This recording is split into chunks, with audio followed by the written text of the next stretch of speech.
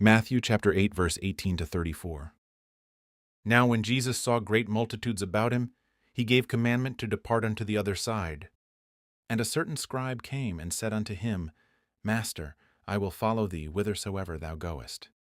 And Jesus saith unto him, The foxes have holes, and the birds of the air have nests, but the Son of Man hath not where to lay his head. And another of his disciples said unto him, Lord, suffer me first to go and bury my father. But Jesus said unto him, Follow me, and let the dead bury their dead. And when he was entered into a ship, his disciples followed him. And behold, there arose a great tempest in the sea, insomuch that the ship was covered with the waves. But he was asleep. And his disciples came to him, and awoke him, saying, Lord, save us, we perish. And he saith unto them, Why are ye fearful, O ye of little faith? Then he arose and rebuked the winds and the sea, and there was a great calm. But the men marveled, saying, What manner of man is this, that even the winds and the sea obey him?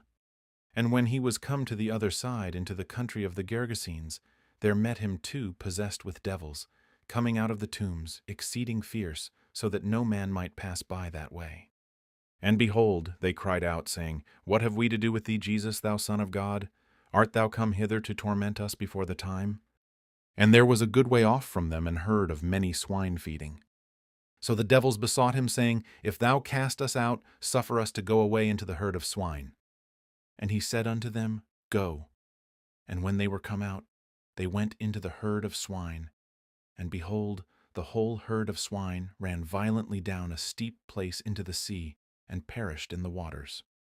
And they that kept them fled, and went their ways into the city, and told everything and what was befallen to the possessed of the devils. And behold, the whole city came out to meet Jesus, and when they saw him, they besought him that he would depart out of their coasts.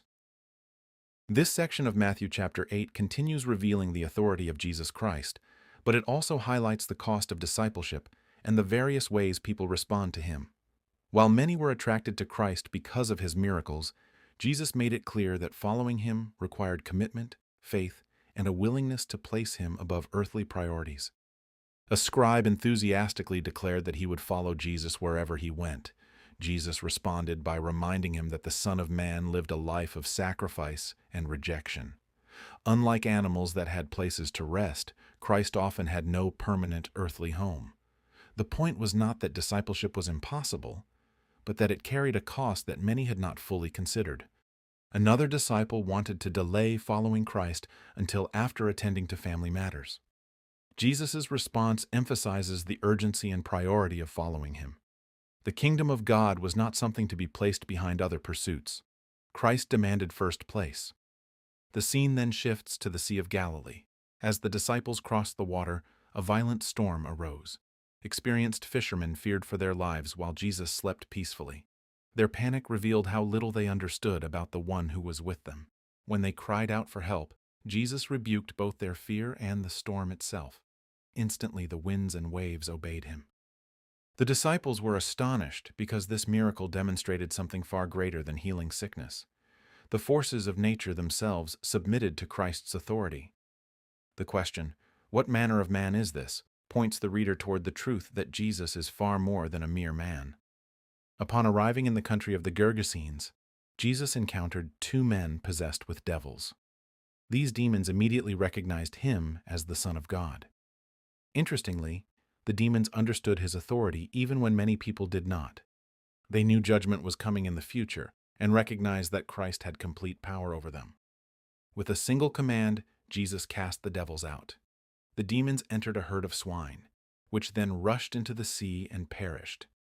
Once again, Christ demonstrated absolute authority, this time over the unseen spiritual realm. The chapter closes with a striking contrast. The demon-possessed men were delivered, yet the people of the city responded negatively. Rather than rejoicing over the power and mercy of Christ, they asked him to leave their region. Their concern over material loss outweighed their appreciation for what God had done. This passage reveals Jesus as Lord over discipleship, nature, and the demonic realm. It also shows that every person must decide how they will respond to him.